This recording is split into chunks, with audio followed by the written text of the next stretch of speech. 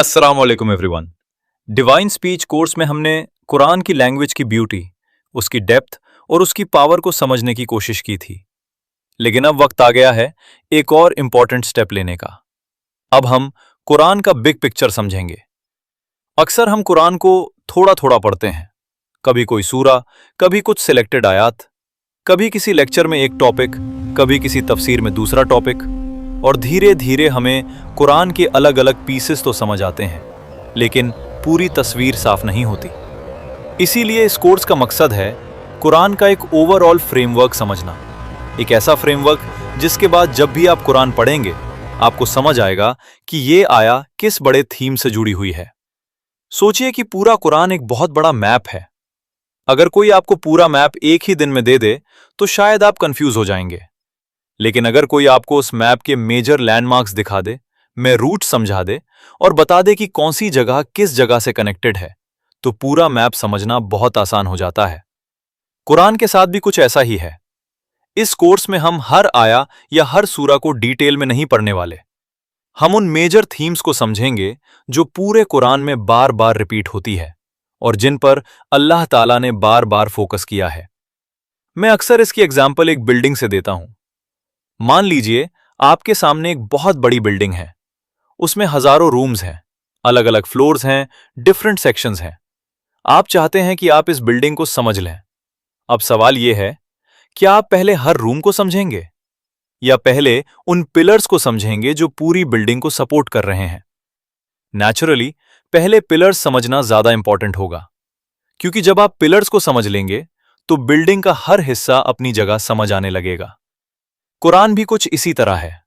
इसमें बहुत सारे टॉपिक्स हैं, बहुत सारी स्टोरीज हैं, बहुत सारे लेसन्स हैं, लेकिन इन सबको सपोर्ट करने वाले कुछ कोर थीम्स हैं, कुछ फाउंडेशनल पिलर्स हैं। और अगर वो पिलर्स समझ आ जाएं तो कुरान का मुताल्ला एक नई क्लैरिटी के साथ शुरू होता है। मेरी अपनी जिंदगी में भी एक ऐसा फेज आया था। मुझे एक टीचर मिले जिन्होंने कुरान का एक ओवरव्यू कोर्स पढ़ाया। उनका फोकस पूरे कुरान को डिटेल में पढ़ना नहीं था, बल्कि कुरान का ओवरऑल स्ट्रक्चर समझाना था। एक ऐसा फ्रेमवर्क जो पूरे कुरान को एक कनेक्टेड मैसेज के रूप में देखने में मदद करे। जब मैंने वो कोर्स किया तो उसके बाद कुरान की मेरी पूरी स्टडी का पर्सपेक्टिव ही बदल गया। उसके बाद मैंने कुरान को मुकम्मल तौर पर पढ़ा, डिटेल्ड तफसीर पढ़ी, लिटरेरी एनालिसिस की, डिफरेंट एकेडमिक स्टडीज की। लेकिन एक इंटरेस्टिंग बात हुई, जो भी मैंने बाद में सीखा वो सब उसी फाउंडेशन पर बिल्ड होता गया। हर नई चीज उस फ्रेमवर्क के अंदर फिट होती गई और मुझे एहसास हुआ कि कुरान को समझने के लिए सिर्फ इंफॉर्मेशन काफी नहीं होती, एक क्लियर फ्रेमवर्क भी जरूरी होता है। इसीलिए मैंने डिसाइड किया कि इस अप्रोच को आपके साथ भी शेयर करूं। कई सालों बाद मैंने अपने नोट्स दोबारा निकाले, उन पैसेजेस को दोबारा पढ़ा और फिर अपनी बाद की स्टडीज को देखते हुए कुछ एडिशंस और इंप्रूवमेंट्स भी किए। इसी प्रोसेस से ये कोर्स तैयार हुआ। मैंने इसका नाम रखा कुरान, अ थीमैटिक ओवरव्यू। ये कोर्स सिर्फ यूथ के लिए नहीं है, लेकिन यूथ के लिए खास तौर पर बहुत वैल्यूएबल है, क्योंकि अगर आप जवानी में ही कुरान का ओवरऑल फ्रेमवर्क समझ लेते हैं तो आप जिंदगी भर जो भी कुरान से सीखेंगे वो सब एक क्लियर पर्सपेक्टिव के साथ समझ पाएंगे। मैं उम्मीद करता हूं कि इस कोर्स के बाद आप कुरान के लाइफ लॉन्ग स्टूडेंट बनेंगे और हर साल हर स्टेज पर कुरान से कुछ नया सीखते रहेंगे, लेकिन उस लर्निंग की बुनियाद मजबूत होगी। अब एक और इंपॉर्टेंट बात, ये कोर्स सिर्फ सिलेक्टेड सूरास का कलेक्शन नहीं है और ये किसी एक टॉपिक का भी स्टडी नहीं है। इसमें कुछ पूरी सूरास होंगी और कुछ सिलेक्टेड पैसेजेस होंगे। कुछ जगह सिर्फ चंद आयात होंगी और कुछ जगह पूरा सेक्शन। हर सिलेक्शन एक खास पर्पस के लिए चूज की गई है ताकि कुरान के मेजर थीम्स को समझा जा सके। और जब हम आगे चलकर कुरान का मुताल्ला करें तो हर आया अपनी जगह पर फिट होती नजर आए। इसी जर्नी की शुरुआत हम यहां से कर रहे हैं। कुरान को सिर्फ अलग अलग आयात की किताब के रूप में नहीं, बल्कि एक कंप्लीट मैसेज के रूप में समझने की जर्नी। तो चलिए स्टार्ट करते हैं। बिस्मिल्लाह।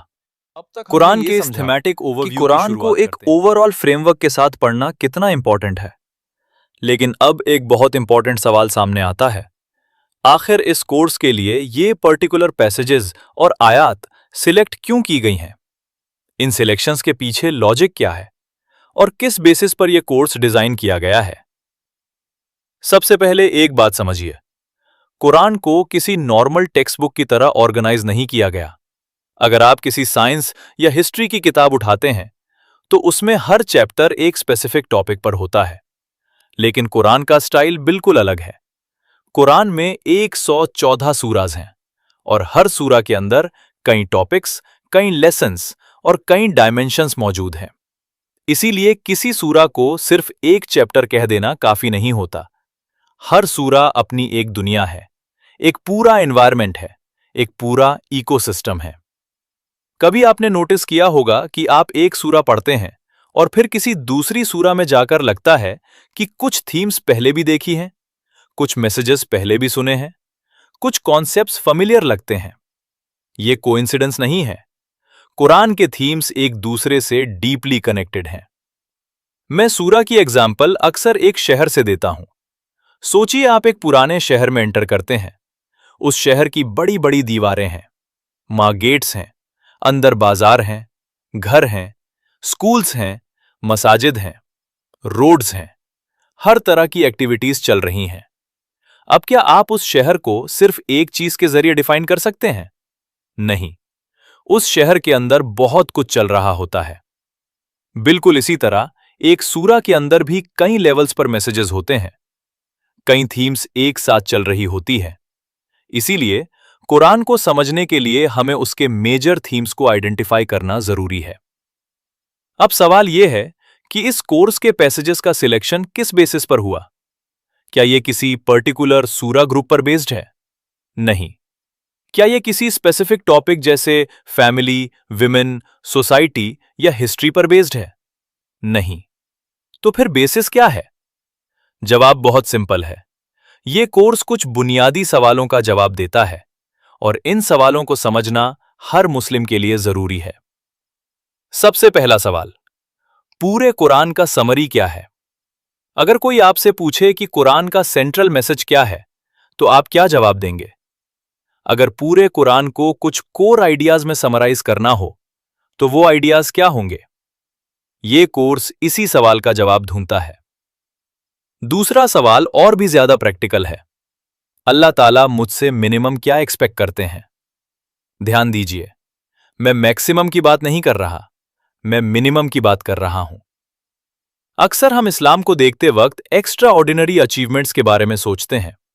हाईएस्ट लेवल ऑफ जन्ना, सबसे ज्यादा रिवॉर्ड्स, सबसे बड़े सैक्रिफाइसेस, सबसे एक्सेप्शनल अकॉम्प्लिशमेंट्स। लेकिन एक स्टूडेंट के लिए सबसे पहले यह समझना जरूरी होता है कि पास होने के लिए मिनिमम रिक्वायरमेंट क्या है। मान लीजिए आप किसी स्कूल या कॉलेज कोर्स में हैं।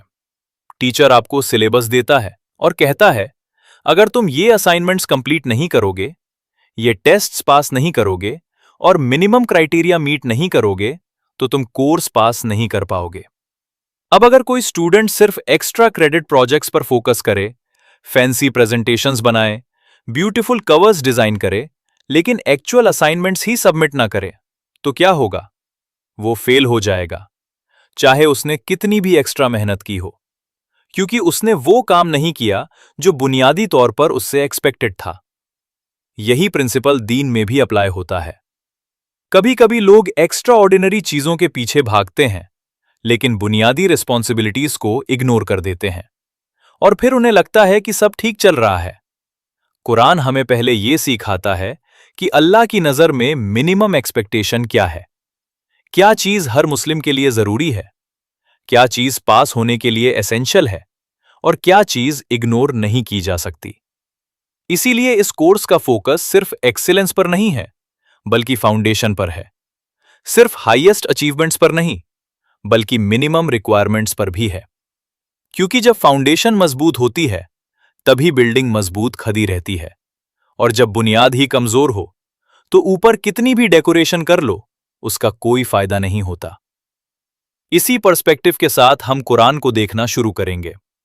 हम ये जानने की कोशिश करेंगे कि अल्लाह ताला ने पूरे कुरान में किस चीज को सबसे ज्यादा एम्फसाइज किया है और एक बिलीवर के लिए सबसे जरूरी चीजें क्या है। यही सवाल हमें अगले सेक्शन तक ले जाता है اور وہی سیکشن ہمیں سورہ العصر تک پہنچاتا ہے، ایک ایسی چھوٹی سورہ جسے کئی اسکالرز پورے قرآن کا سمری کہتے ہیں، اور اسی سورہ سے ہماری اصلی جرنی شروع ہوتی ہے۔ تو چلیے اب سورہ العصر کی طرف بڑھتے ہیں اور دیکھتے ہیں کہ اللہ تعالیٰ نے صرف 3 آیات میں پوری زندگی کا فارمولہ کیسے جسے کئی اسکالرز پورے قرآن کا سمری کہتے ہیں۔ ایک چھوٹی سی سورہ، صرف 3 آیت، لیکن میننگ اتنا گہرا کہ پوری زندگی کا روڈ میپ اس میں ساما گیا ہے۔ یہ ہے سورہ العصر۔ آج ہم صرف سورہ العصر کو نہیں پڑھیں گے، ہم یہ سمجھیں گے کہ اس سورہ کا پورے قرآن سے کیا کنیکشن ہے اور کیوں اتنے سارے اسکالرز نے اسے قرآن کا ایسنس کہا ہے۔ سب سے پہلے اللہ تعالیٰ ایک بہت پاورفل ریالٹی بیان کرتے ہیں، ایک ایسی ریالٹی جسے سن کر انسان ہوش میں آ جاتا ہے۔ اللہ فرماتے ہیں کہ ہر انسان نقصان میں ہے، ہر انسان لاس میں ہے۔ سوچئے، اللہ یہ نہیں کہہ رہے کہ کچھ لوگ لاس میں ہیں، اللہ یہ نہیں کہہ رہے کہ صرف برے لوگ لاس میں ہیں، بلکہ اللہ پوری انسانیت کے بارے میں ایک جنرل سٹیٹمنٹ دیتے ہیں۔ ہر انسان لاس میں ہے، ہر انسان فیل ہو رہا ہے، ہر انسان وقت گوا رہا ہے، ہر انسان اپنی زندگی کا کیپٹل خرچ کر رہا ہے اور دھیرے دھیرے اپنے آخرت کے رزلٹ کی طرف بڑھ رہا ہے۔ اگر سورہ یہیں ختم ہو جاتی تو کوئی امید ہی نہ بچی ہوتی، لیکن اللہ تعالیٰ ایک لفظ استعمال کرتے ہیں، الا، یعنی ایکسپٹ، مگر، اس کے سوا۔ یہ چھوٹا سا لفظ ہے، لیکن اسی لفظ میں پوری امید چھپی ہوئی ہے۔ اللہ کہہ رہے ہیں، ہاں سب لوگ لاس میں ہیں، لیکن کچھ لوگ بچ جائیں گے، کچھ لوگ سکسیسفل ہوں گے، کچھ لوگ فیل نہیں ہوں گے۔ اب سوال یہ ہے، وہ لوگ کون ہیں؟ اللہ ان کی 4 کوالٹیز بیان کرتے ہیں۔ دھیان رہے، یہ 4 الگ گروپس نہیں ہیں، یہ ایک ہی گروپ کے لوگ ہیں، اور ان کے اندر یہ 4 کوالٹیز ایک ساتھ موجود ہوتی ہیں۔ پہلی کوالٹی، ایمان۔ وہ لوگ ایمان رکھتے ہیں، وہ اللہ پر ایمان رکھتے ہیں، آخرت پر ایمان رکھتے ہیں، وحی پر ایمان رکھتے ہیں، رسول پر ایمان رکھتے ہیں۔ ان کی زندگی کا فاؤنڈیشن ایمان ہوتا ہے۔ ایمان صرف ایک لیبل نہیں ہوتا، صرف ایک آئیڈینٹی نہیں ہوتی۔ ایمان ایک لیونگ ریالٹی ہوتی ہے، ایک ایسی ریالٹی جو انسان کی سوچ کو بدل دیتی ہے، اس کے ڈیسیجنز کو بدل دیتی ہے، اس کی پرائیورٹیز کو بدل دیتی ہے۔ یہ پہلی چیز ہے، ایمان۔ دوسری کوالٹی، اچھے اعمال، گڈ ڈیڈز، نیک کام۔ صرف بلیو کر لینا کافی نہیں ہے، ایمان کو ایکشن میں بھی نظر آنا چاہیے۔ اگر ایمان دل میں ہے تو اس کا اثر زندگی میں بھی دکھنا چاہیے۔ انسان کی عبادت میں، اس کے اخلاق میں، اس کے معاملات میں، اس کے ڈیسیجنز میں، اس کے فیملی لائف میں، ہر جگہ۔ اس لیے اللہ نے ایمان کے بعد گڈ ڈیڈز کا ذکر کیا، یعنی بلیف اور ایکشن ساتھ ساتھ چلیں گے۔ تیسری کوالٹی، لوگوں کو سچائی کی نصیحت کرنا، ٹروتھ کو شیئر کرنا، ایک دوسرے کو ریمائنڈ کرنا، ایک دوسرے کو اللہ کی طرف بلانا، ایک دوسرے کو صحیح راستے کی طرف گائیڈ کرنا۔ ایک بلیور صرف اپنی فکر نہیں کرتا، وہ دوسروں کی بھی فکر کرتا ہے۔ وہ چاہتا ہے کہ جس حق کو اس نے پہچانا ہے وہ دوسروں تک بھی پہنچے۔ یہی وجہ ہے کہ قرآن میں انبیاء کی سٹوریز بار بار آتی ہیں۔ ہر نبی اپنی قوم کو ٹروتھ کی طرف بلا رہا تھا، ہر نبی سچائی کا پیغام دے رہا تھا، ہر نبی لوگوں کو اللہ کی طرف دعوت دے رہا تھا۔ یہ قرآن کا ایک میجر تھیم ہے، اور سورہ العصر اس تھیم کو صرف کچھ لفظوں میں سمرائز کر دیتی ہے۔ چوتھی کوالٹی، ایک دوسرے کو صبر کی نصیحت کرنا، پیشنس، پرسیویرنس، اسٹیڈفاسٹنس۔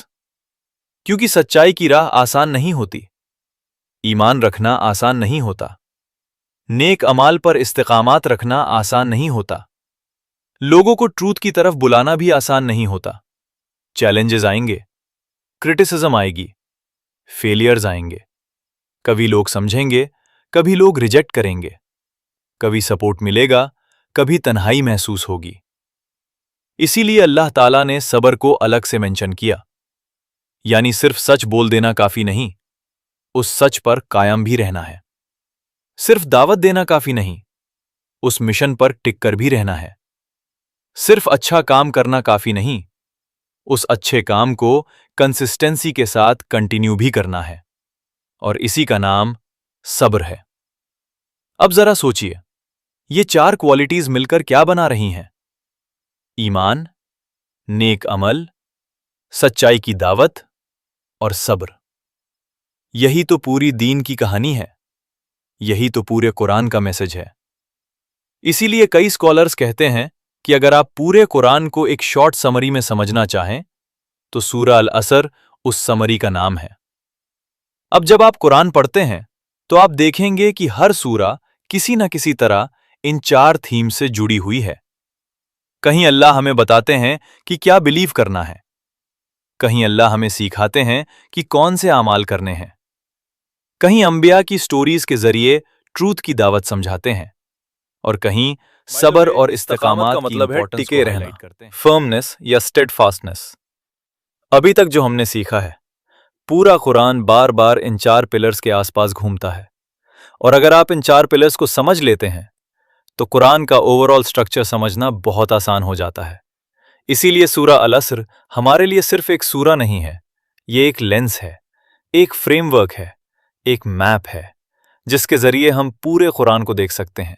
और इंशाअल्लाह आगे के सारे लेसन्स भी इसी फ्रेमवर्क के अंदर समझ आएंगे। तो याद रखिए, हर इंसान लॉस में है, मगर वो लोग नहीं जो ईमान रखते हैं, नेक अमल करते हैं, एक दूसरे को सच्चाई की नसीहत करते हैं और एक दूसरे को सब्र की नसीहत करते हैं। यही सूरा अल असर का पैगाम है और यही हमारी पूरी जर्नी की फाउंडेशन है। अब तक हमने सूरा अल असर को समझा। हमने देखा कि अल्लाह ताला ने सिर्फ 3 आयात में पूरे कुरान का एक पावरफुल समरी दे दिया। और हमने ये भी देखा कि सक्सेस के लिए 4 चीजें जरूरी हैं: ईमान, नेक अमाल, सच्चाई की दावत और सब्र। अब सवाल यह है, इस पूरे कोर्स का स्ट्रक्चर क्या होगा? आने वाले सेशंस में हम क्या सीखेंगे और ये सारे टॉपिक्स एक दूसरे से कैसे कनेक्टेड हैं?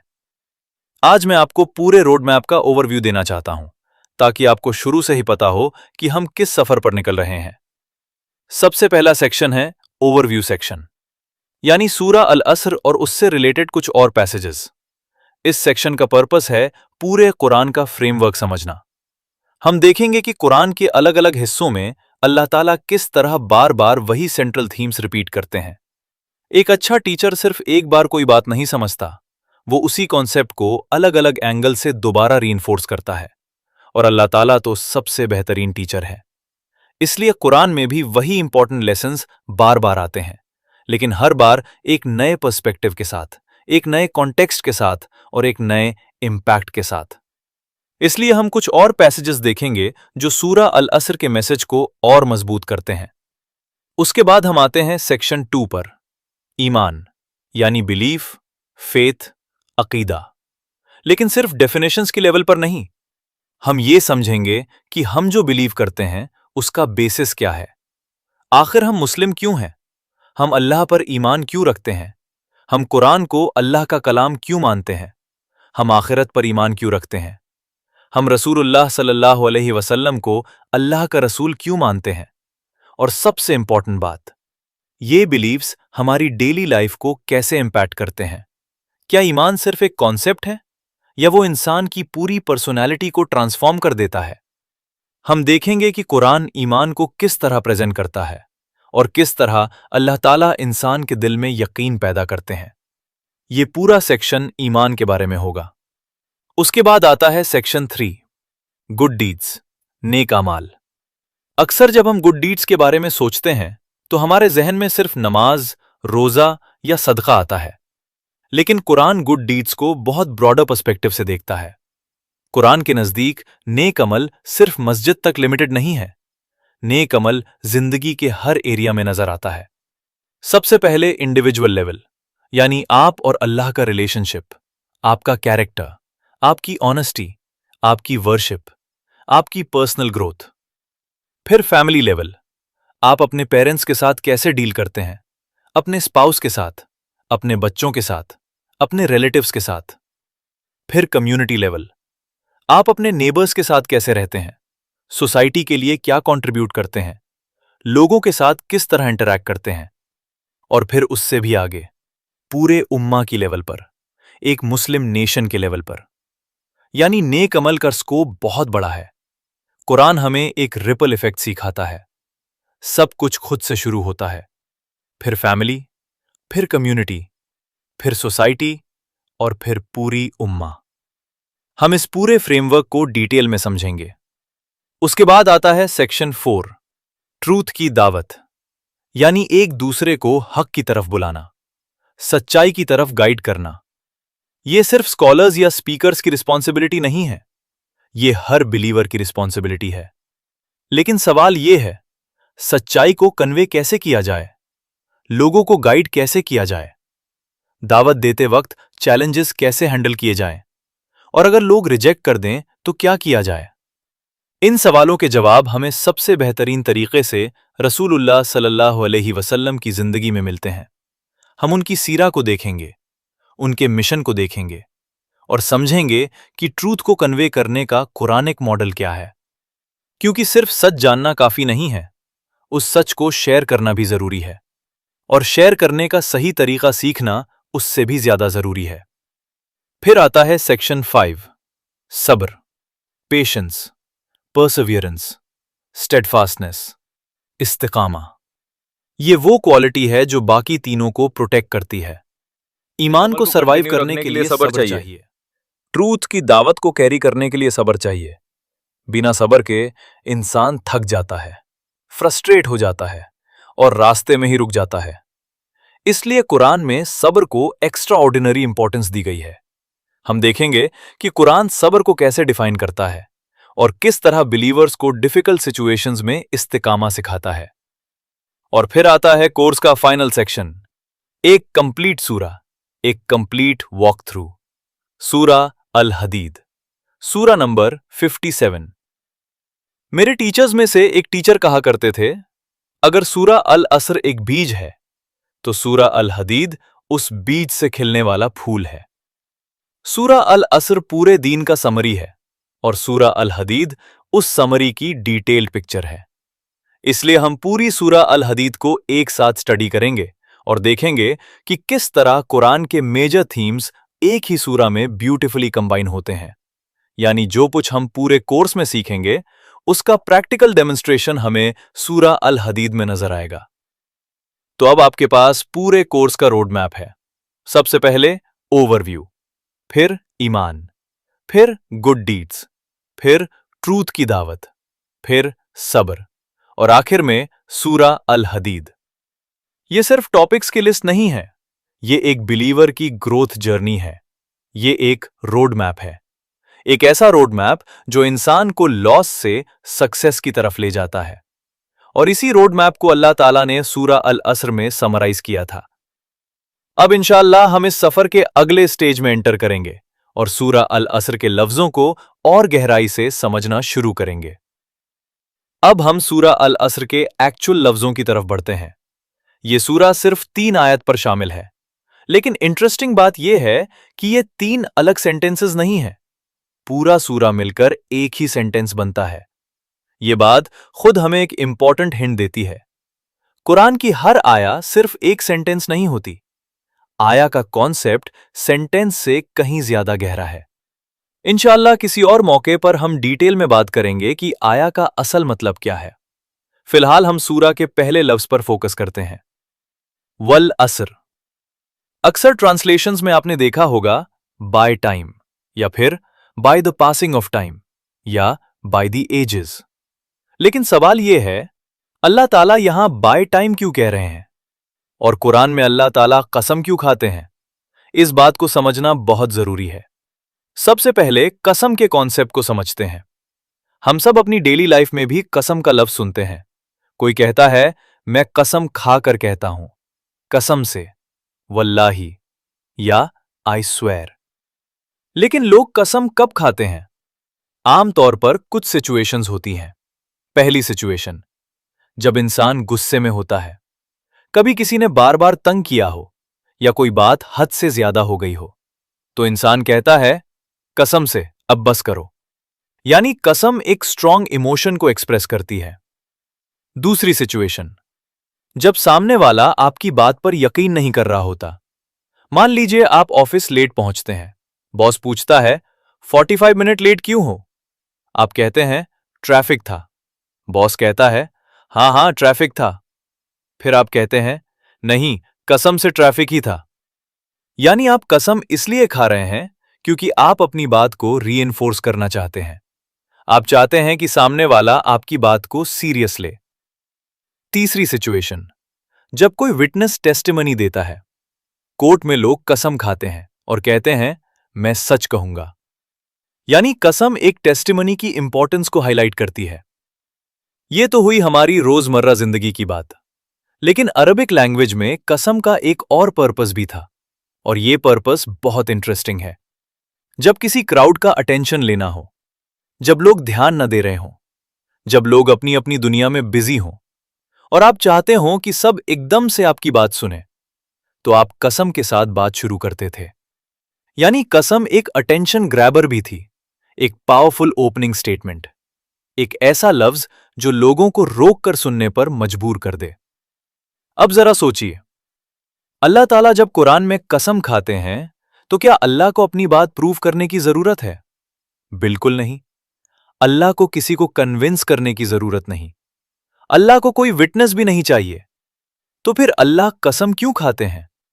इसका जवाब बहुत गहरा है।